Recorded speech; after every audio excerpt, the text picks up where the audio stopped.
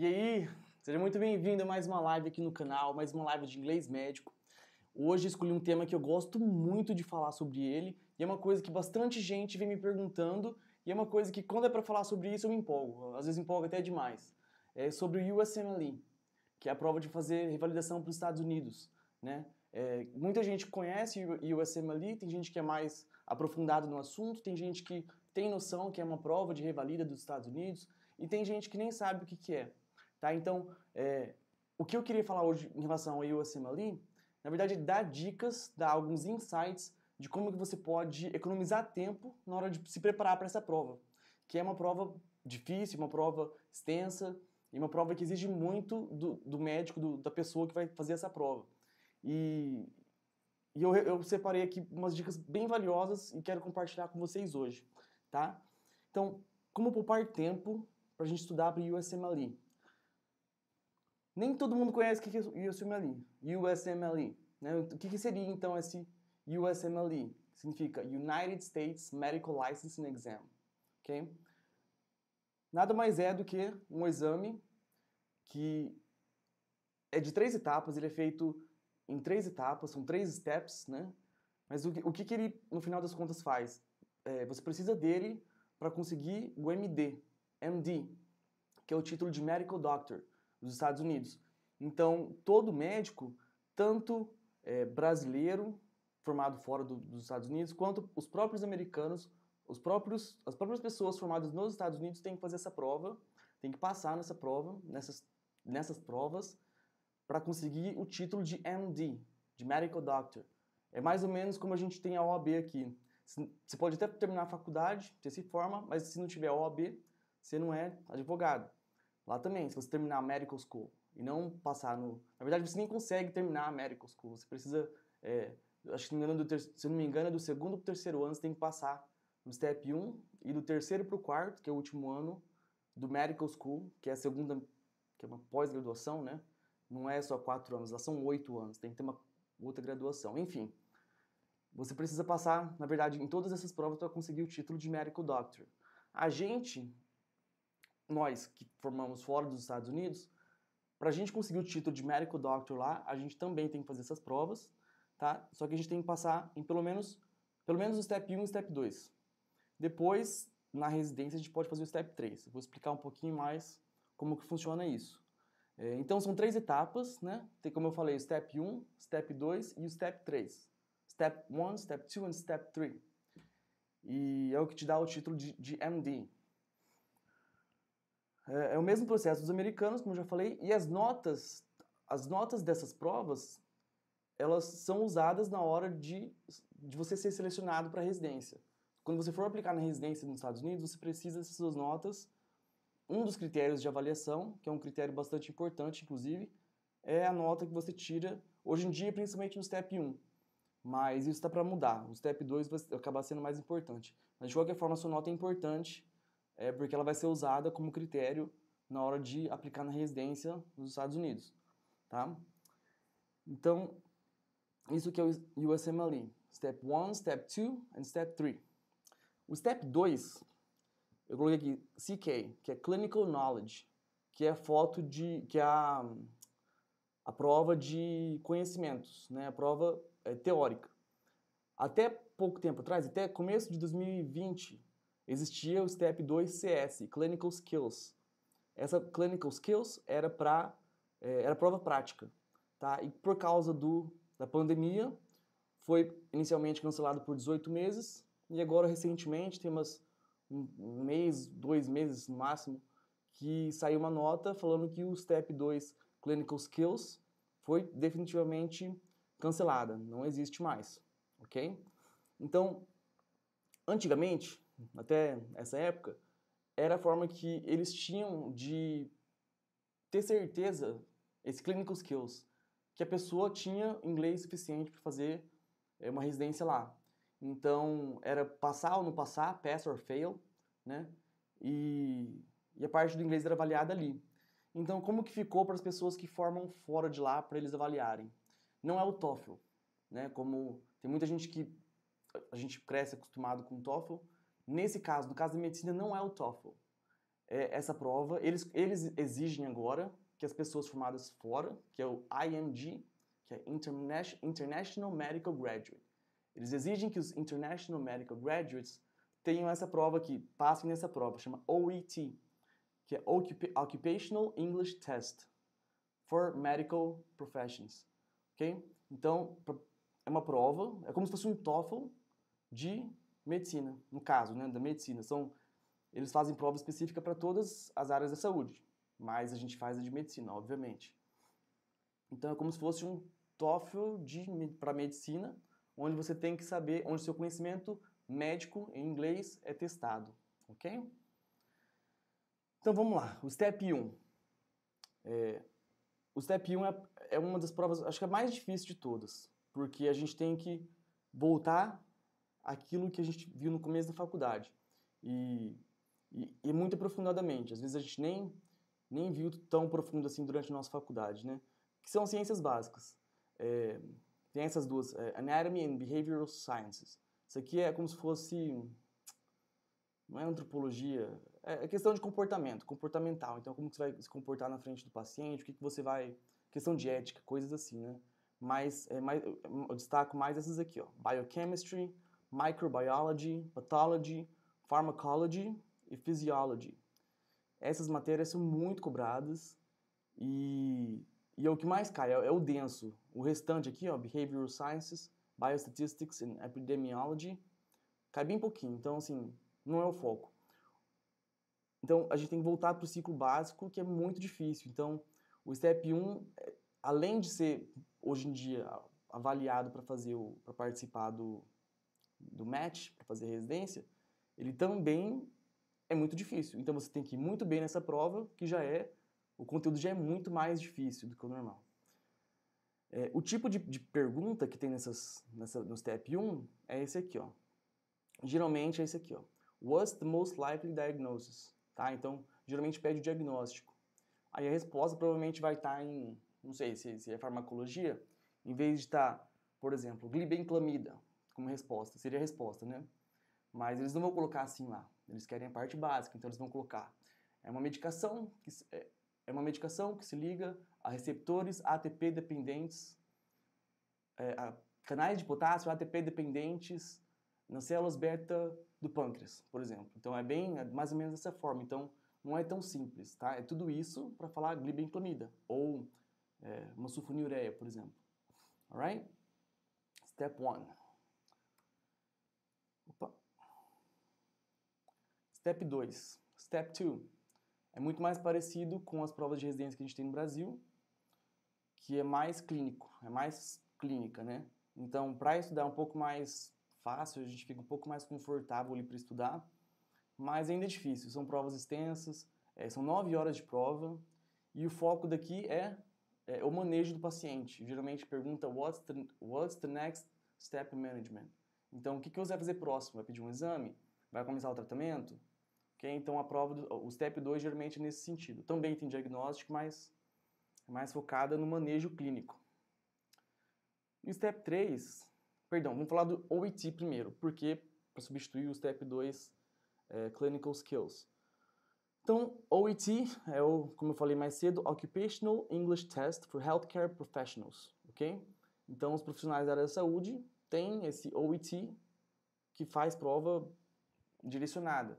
Aí dentro disso eles direcionam para cada especialidade, no caso nosso para medicina, né? Então, é como se fosse um TOEFL para médico, já falei isso aqui antes. E é o que vai substituir o Step 2 CS, que seria a prova prática, mas só quem faz... A única diferença do processo dos americanos, de quem faz nos Estados Unidos e de quem faz fora dos Estados Unidos é isso agora. Quem faz os IMGs, que são as pessoas que formaram fora dos Estados Unidos, eles têm que fazer esse OET. Quem formou nos Estados Unidos não precisa fazer o OET, ok? Então, como que geralmente se estuda para os steps, né? O step 1, na verdade, para os steps, de forma geral, existe um livro que chama First Aid for the USMLE, muito usado no step 1, ele é praticamente essencial, tá? Eu não consigo nem imaginar não estudando, usando o First Aid, que é um livro de consulta, não é um livro que você vai sentar e ler. Você tem coisas pontuais ali no livro. tá ali por cima. Depois eu pego e mostro para vocês. Também tem esse UWorld, que é um QBank, que significa Question Bank, né? Que é o mais, esse aqui é o mais famoso. Tem outros bancos de questões que são também famosos, mas esse é o mais respeitado, mais indicado, UWorld. E também, assim, tem os Anki Flashcards. Tem o First Aid para estudar UWorld e Anki Flashcards. Esse Anki, eu já falei sobre isso antes aqui. O Anki é um aplicativo, não é específico disso, você pode fazer flashcards de qualquer coisa. No caso dessa prova dos Estados Unidos, eles têm já pronto alguns flashcards. Não é o ideal você pegar pronto, mas esses que são prontos, eles são muito bem elaborados e são muitos flashcards. Então, é muito comum, muitas pessoas usam esse Anki flashcards e aprendem, decoram muita coisa bacana ali, porque é de repetição espaçada. Então, você toda hora está fazendo ali aquelas questões simples, vendo aquelas palavras ali novamente, e você consegue dessa forma memorizar mais, tá? Aí pro Step 1 também tem outras coisas, que nem o Sketch, que são vídeos onde eles fazem desenhos e vão explicando, fazendo analogia com sei lá, tá usando sei lá, desenha um banco que chama stool, né? Stool também é um banco, mas também significa fezes. Então, coloca um banco vermelho lá, eles desenham um banco vermelho, significa bloody stools, porque aquilo é um stool, que é aqueles bancos grandes assim, e tá vermelho, bloody stools. Então, você lembra daquela cena lá e é dessa forma que você acaba memorizando. Patoma também é uma fonte de estudo muito valiosa, muito bom. Eu demorei muito. Quando fui estudar, eu tive muita resistência para começar a ver o Patoma. Quando eu vi o Patoma, mudou todo o jogo. Muito bom o Patoma também. Mas isso é para o Step 1, ok?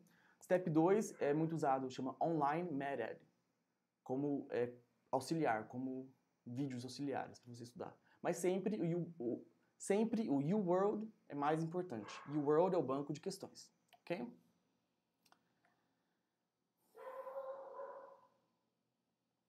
Então, para fazer essa prova, quais são as habilidades que você precisa? O que é importante na hora da prova você ter?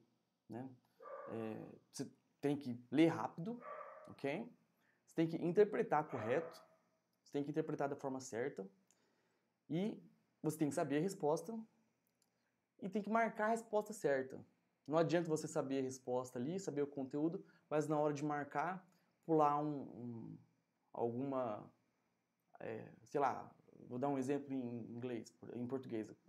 Tá acianótico e o paciente estava cianótico, você pulou essa parte. Então, é importante que você preste muita atenção também na hora de marcar a resposta para ter uma resposta correta, ok? Então, é muito importante marcar a resposta correta. Não é só saber a resposta, não adianta saber e errar, alright? Então, ler rápido, interpretar correto, saber a resposta e marcar a resposta correta. É o que você precisa, seria o ideal, né? Mas a gente tem o porém, que é a questão do inglês. Não é nossa língua materna aqui no Brasil, e apesar de a gente ter muito contato com o inglês, não é nossa língua materna. Normalmente a gente estuda na nossa própria língua, a gente estuda inglês na faculdade, com alguns artigos em inglês ali e tal, mas não é o nosso forte de verdade, tá? Mesmo que você seja fluente em inglês, até se formou na Wizard, na Fisk, você aprendeu o inglês geral, o inglês de adolescente nativo, que eu chamo. Porque é aquele adolescente que consegue trocar ideia, não tem sotaque, ou então manja bastante e tal, mas não consegue falar de termos técnicos, né? Ele não tem esse conhecimento ainda, como se fosse mais ou menos isso. Mas você precisa do inglês médico. Mas e como que a gente faz para estudar? O que seria mais eficiente? Compensa fazer de cara, começar a fazer questões no UWorld, ou melhor a gente estudar inglês antes, né? Será que estudar inglês tem importância, assim? Ou melhor na raça ali, você vai começar a fazer o UWorld e vai vendo no que dá. Já quero começar a fazer logo o UWorld, que são as questões, né? Daquelas 4 habilidades que eu coloquei, eu marquei essas 3 aqui, porque as 3 dependem muito do inglês. A pessoa que tem o inglês bom, inglês afiado, o inglês médico também afiado, ela consegue ler mais rápido, ela vai ter mais facilidade para ler. Ela consegue interpretar mais corretamente, não vai ter problemas com interpretação. Questão de saber a resposta é conteúdo, então isso não tem relação com o inglês. Tem porque você tem que absorver, né, o conteúdo, mas é questão de conteúdo mesmo, tá? O mérito é do conteúdo, não é do inglês. E você também tem que marcar a resposta correta. Você não pode se confundir ali lendo a resposta. Não adianta você ler, entender certo, saber, na hora de marcar, se confundir na resposta. Tá? Então, das 4 habilidades que a gente precisa para fazer essa prova, 3 têm relação com o inglês. Então, por isso que eu falo para você, é importante sim a gente focar no inglês antes de focar no UWorld, tá? É o meu conselho para vocês.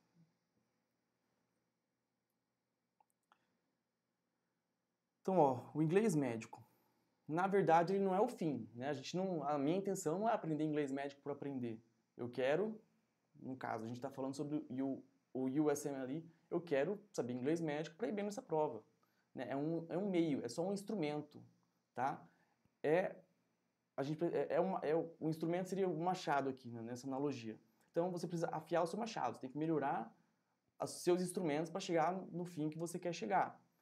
E o seu fim qual que é? Você quer detonar na prova, você quer ir bem na prova, ok? Então, para afiar o machado, não sei se vocês lembram de ter visto isso antes, tem acho que é parábola que fala, mas tem um dizer, tem um ditado que diz que tinha dois jovens lenhadores, perdão, um jovem lenhador e um velho lenhador que estavam competindo para ver quem conseguia com o machado derrubar a árvore mais rápido. E o jovem, no final das contas, o velho ganhou. E o jovem ficou indignado. Como assim? Eu sou muito mais forte que você. Eu não parei para descansar nem segundo. E você toda hora parava, sentava, descansava. E ainda assim você conseguiu ganhar? E o velho, sábio, né? Falou, não, eu não sentava para descansar. Eu estava simplesmente afiando meu machado. Com o machado mais afiado eu conseguia poupar tempo, eu conseguia poupar machadada, né? Eu dava menos machadada e ela tinha mais eficiência. Então, moral da história. Às vezes, em vez da gente ficar batendo a cabeça, martelando, fazendo as coisas muito, assim, gastando muita energia para fazer uma coisa, seria melhor a gente afiar o machado. Seria melhor a gente sentar um pouquinho, dar um passo para trás, afiar o nosso machado e depois a gente volta com tudo para tentar derrubar aquela árvore ou para tentar alcançar o nosso objetivo de forma mais eficiente. Tá? Então, no caso aqui, estou colocando o inglês médico como se fosse um machado.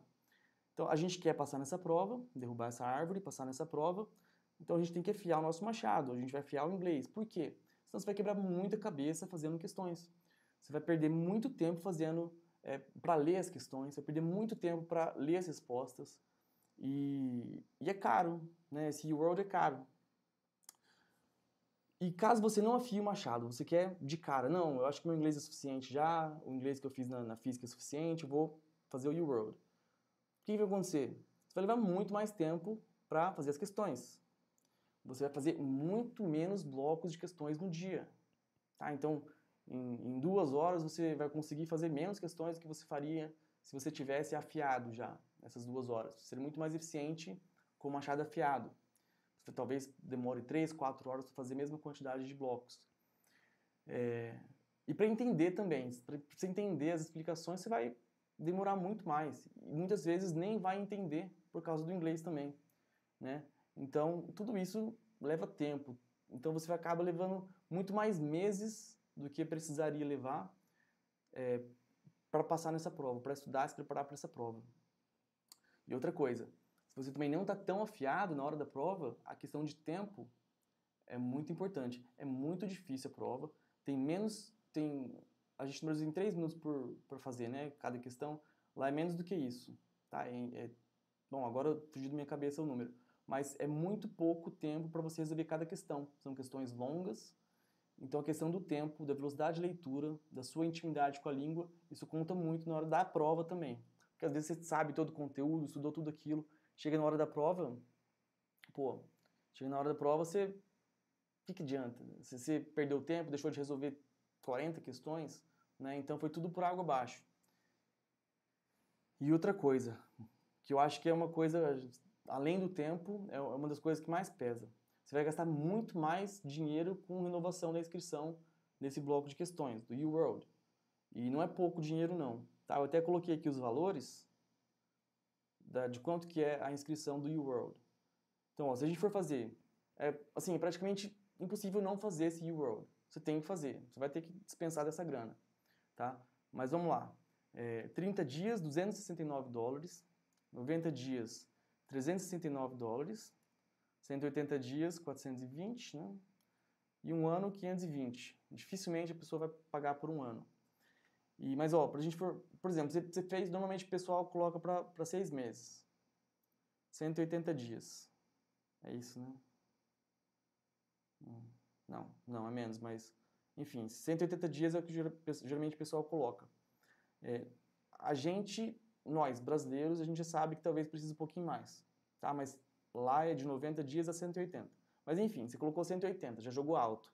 Porque você viu o valor ali e compensava. Cara, se precisar de mais tempo, olha quanto custa para fazer uma renovação ali, ó.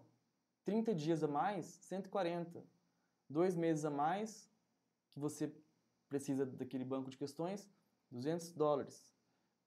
3 meses a mais, $250. Então imagina, você ficar pedalando e não está preparado para a prova. Aí você vai fazer o quê? Você não vai prestar a prova, porque eu esqueci de comentar isso. Você não pode ficar se queimando fazendo a prova toda hora, ok? É diferente daqui do Brasil. Se a gente fizer uma prova aqui, foi mal, a gente pode fazer de novo uma prova no ano que vem. Lá não, lá a gente precisa dar tiro certo, ok? Se você tirar uma nota que é acima da nota de corte, é a nota que você vai ter que viver, a nota que você vai ter que aplicar para residência. Se você reprovou, você até pode fazer essa prova de novo, só que aí você vai ficar com uma red flag, você vai ficar marcado ali, né? Eles vão saber que você reprovou uma vez. Então você tem que dar tiro certo, você não vai fazer a prova se não estiver preparado. Então, enquanto você não estiver preparado, tá ali pedalando, você vai ter que ficar renovando. E você não vai deixar de renovar, tá? Então, assim, se a gente não afiar o machado, o que acontece com a gente? Além de perder muito tempo, a gente vai perder dinheiro também, tá?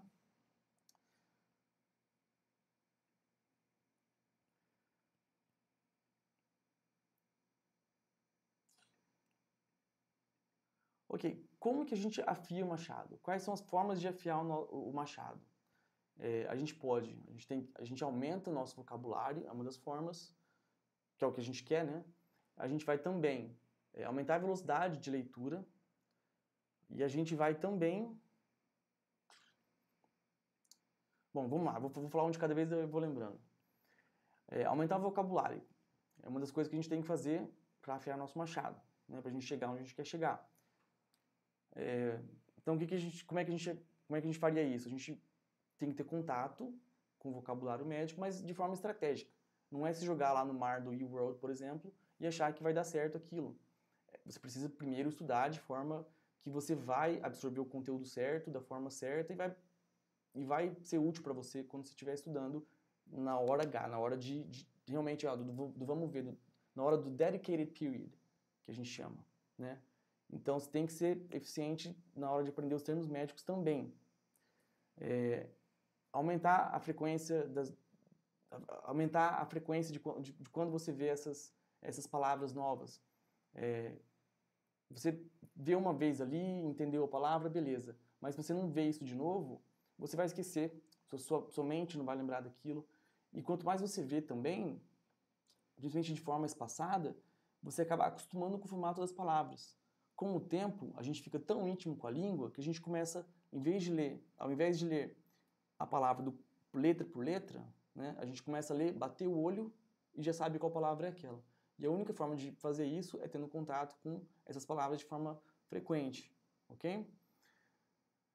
E contextualizar o vocabulário médico. Não adianta pegar a palavra solta, você vai ler um textão. Eu já peguei um livro de inglês médico assim, era praticamente o livro inteiro com tabela. A palavra é tradução, palavra é tradução, palavra é tradução. Você não vai aprender assim. Você precisa de... É bom ter para consulta, ok? Mas você precisa, para aprender mesmo, você precisa contextualizar essas palavras.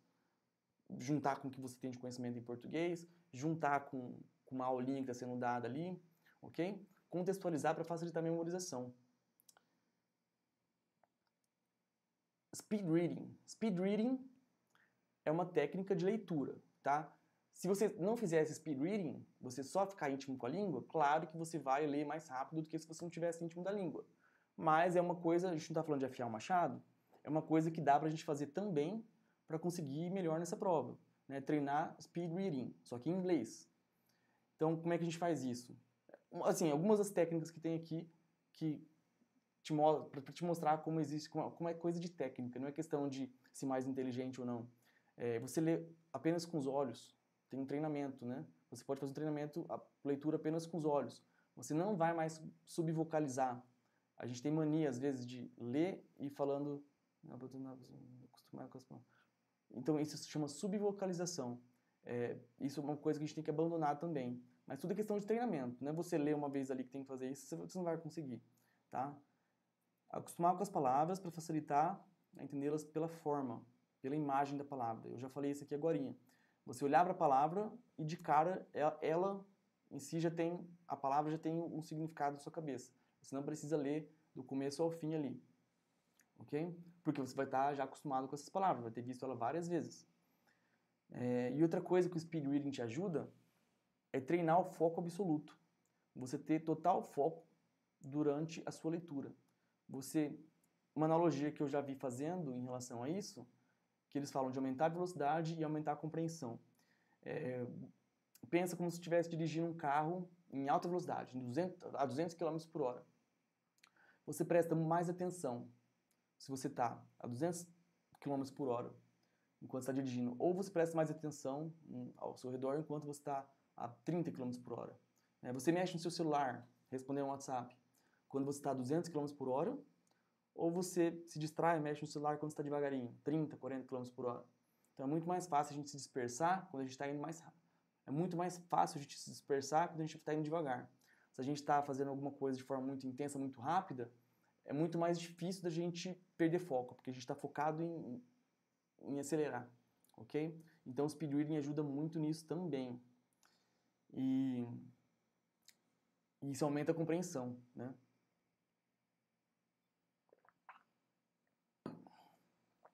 E se aumenta a compreensão, você acaba eliminando a necessidade de ficar fazendo releitura.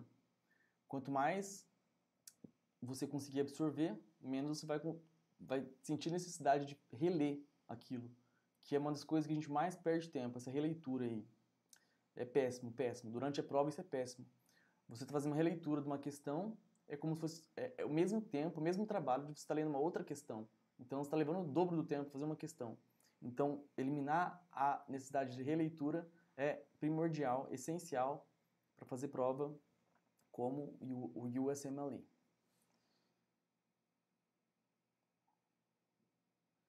Interpretação de texto. Essa é a terceira que eu tinha esquecido mais cedo. Então, a gente tem que aumentar nosso vocabulário em inglês, tem inglês médico principalmente. A gente tem que aumentar a velocidade de leitura através de técnicas como speed reading e melhorar nossa interpretação de texto, ok? Como é que a gente faz isso? Como é que é ler? É lendo. Interpretação de texto é leitura e leitura. Só que sozinho a gente vai ler um texto, a gente nunca vai ter certeza se aquilo está certo, né? Então o que eu oriento, o que eu recomendo para a gente treinar a interpretação de texto? É fazer junto com alguém, com algum colega que tenha um domínio maior no inglês, ou fazer paralelo com uma aula, ler um artigo junto com o professor e discutir enquanto vai lendo, discutir por que você vai entender dessa forma, porque está escrito assim, assim, assim. Então, para melhorar a interpretação de texto, é ler bastante, mas não só ler, porque você não vai saber se você leu e entendeu certo. Você tem que saber, ter certeza que entendeu certo. E para isso você tem que estar com alguém lendo com você, ok? Então, treinar bastante leitura de artigos e textos médicos discutindo o conteúdo.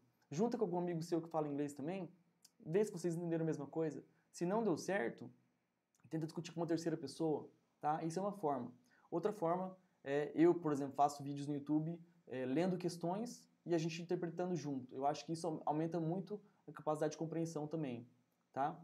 E, na verdade, eu acho que é o que mais ajudaria aqui, porque você vai vai pensar junto comigo, raciocinar junto comigo, como que a gente vai entender aquilo que a gente está lendo, ok? E essa é outra forma também de aumentar, de afiar nosso machado. Seu inglês é seu machado. Deixe ele bem afiado para não precisar dar tantas machadadas à toa ao se preparar para o USMLE. Então, afie seu machado, aprimore seu inglês, fique bom no inglês e depois, quando você estiver na hora, pronto para começar, pronto para estudar para a prova, você faça de forma muito eficiente, tá? Para você ir bem nessa prova, que é o que você quer. Você não quer perder muito tempo pedalando, pedalando, pedalando. Você quer pegar os 3, 4, 5, 6 meses e botar para quebrar, ok? Então, afie seu machado e detona essa prova, tá? Obrigado por ter acompanhado até aqui. Quem não me conhece, meu nome é Alan Pissutti, eu sou médico também, sou professor de inglês, tenho um canal no YouTube e sempre estou colocando dicas de inglês médico, estou fazendo leitura, como eu falei, de questões, de casos clínicos ali para a gente discutir enquanto vai lendo. E se você não é inscrito no canal, se inscreva no canal. Quem não me segue no Instagram, me siga no Instagram também. Se você tiver algum amigo que gosta disso, que gosta desse tipo de assunto, que quer morar fora, que quer aprender inglês, encaminha para ele também, beleza? Um grande abraço para vocês e a gente se vê na próxima live. Até mais, viu?